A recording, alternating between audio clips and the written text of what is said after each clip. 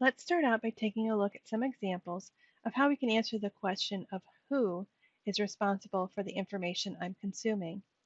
For this example, I'm looking for support materials for a research paper, and my research question is this: would a vegan or plant-based diet be recommended for people who suffer from inflammation or inflammatory diseases?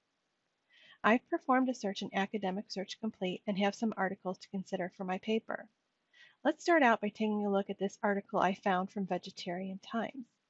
Again, for this example, I'm considering the WHO evaluation criteria that focuses on authority. So, who is responsible for this article?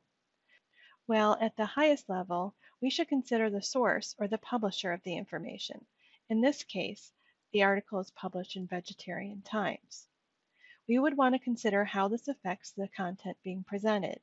Ask yourself, do you trust a publication like Vegetarian Times to present information about the benefits of vegan or plant-based diets?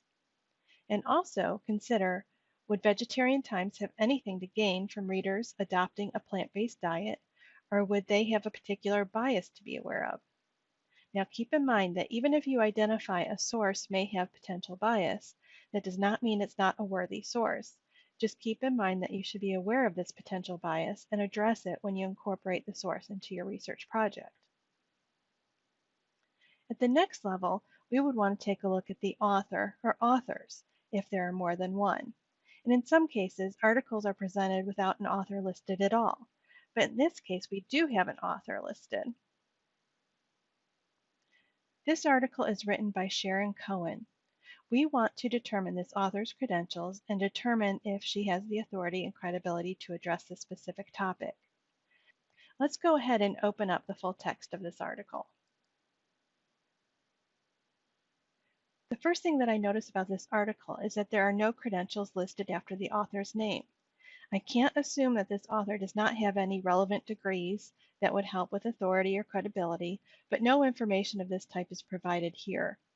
You may want to look at the entirety of the article to see if the information is listed anywhere else in the article. In this example, when I scroll to the end of the article, I see that there's an author note tucked in at the end of the article. This note states that Sharon Cohen is a Los Angeles-based writer and editor. I could do more research by Googling the author or perhaps looking for the author on LinkedIn. But based on this information alone, I can surmise that this author's area of expertise is writing and editing, not necessarily any expertise on inflammatory diseases. But we're not done there. If the author's credentials indicate that he or she is an authority in journalism, or writing, or editing, then I should consider that the author will in fact reach out to actual experts in the field and incorporate that information into the article.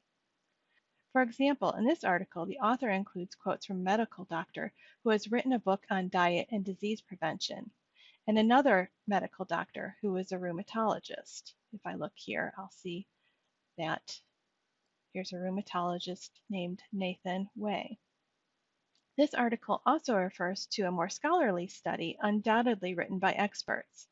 I should take a look at each of the people quoted in this article to determine their authority and credibility, and it's also a good idea to track down the scholarly study discussed in the article. If I go ahead and perform a Google search for Dr. Nathan Way, who is quoted in the article, I unfortunately find that Dr. Way had passed away a couple years ago. However, I can read his obituary to determine that he was in fact considered an authority on arthritis, and I can conclude that the quotes attributed to him in the article do meet the authority criteria. Now, this particular article is an example of a popular article. And as you can see, there's a little more work on your end to answer the who question and determine authority and credibility. Let's go ahead and take a look at a scholarly article on the same topic and apply the same evaluation criteria. Now, this article is an example of a scholarly journal article titled Randomization to Plant-Based Dietary Approaches Leads to a Larger Short-Term Improvements in Dietary Inflammatory Index Scores and Macronutrient Intake Compared with Diets that Contain Meat. So even just from the title, you can tell that this sounds a lot more scholarly than the article that we found out of Vegetarian Times. Now, I can go ahead and start my evaluation for authority right here while I'm examining the full record in the database.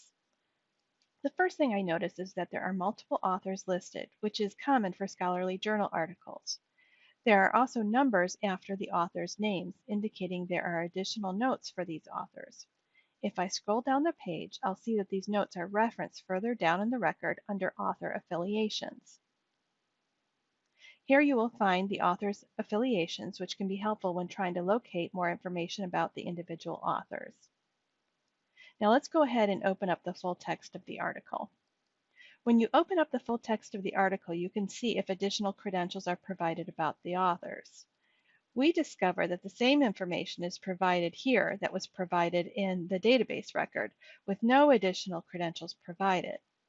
However, if we go down to the end of the article, just going to go ahead and scroll down to the end of the article. Sometimes the information is at the beginning or the end.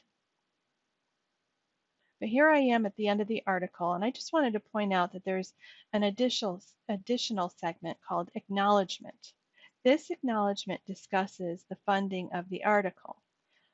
Although this holds no bearing for the WHO evaluation criteria, it does help with an evaluation criteria we will address later regarding conflict of interest or bias.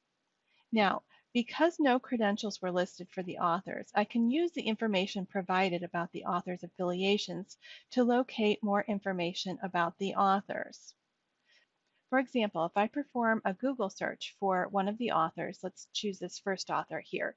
If I do a Google search for Turney McGreevy and the Arnold School of Public Health, which is her affiliation, I can find more information about this author. When I performed that Google search, I was able to find a staff directory entry for the author that provides more information about the author, including links to other articles cited in Google Scholar, the author's CV or resume, and also a really nice video featuring the author describing her research and teaching interests. I can then use this information to help me answer the question of authority. Does this author have the authority and credentials to be trusted with presenting research on the topic of plant-based diets and inflammatory diseases? In this case, my additional research revealed that the authors of the scholarly article do in fact have extensive credentials that are relevant to the research presented in the article. Therefore, I would consider this article as passing my WHO evaluation criteria. I would then plan to apply the rest of the criteria for each of the articles that I found to determine if they meet all of the evaluation criteria before incorporating these sources into my research project.